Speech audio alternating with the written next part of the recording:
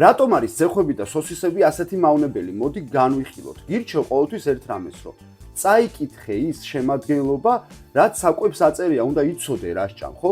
სოსისის შემადგენლობის კითხვას რო დაიწყებ, იქ წერია რაღაცა ემულგატორები, ქიმიკატები, გემოს მიმცემები, ფერის მიმცემები, რაღაცა სტაბილიზატორები, უამრავი ქიმიკატები, რაღაცა ქონი, შეიძლება ზოგი სოსისებს და ძეხვებში კარდონსაც კი ამატებს და ქაღალდს, ეს ცნობილი ფაქტია და მასში ხორცი თითქმის არ არის, სულ ქიმიკატებია, საღებავებია, გემოს მიმცემებია და ჯანსაღი ვერანაირად ვერ იქნება. გირჩევ, ერიდე მსგავს გადამუშავებულ პროდუქტს და ჭამე ნატურალური ხორცი.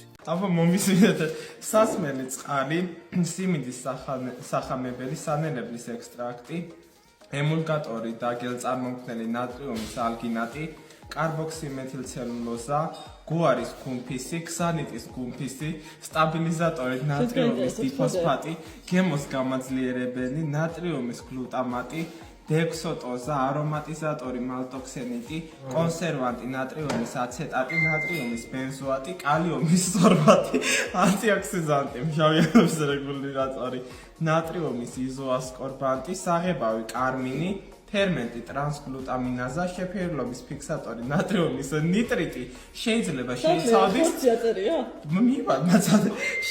შეიცავდეს საქონლის ხორცსა და ღორის ხორცს კვალის სახით. მოაშორეთ საწამლავი ახალ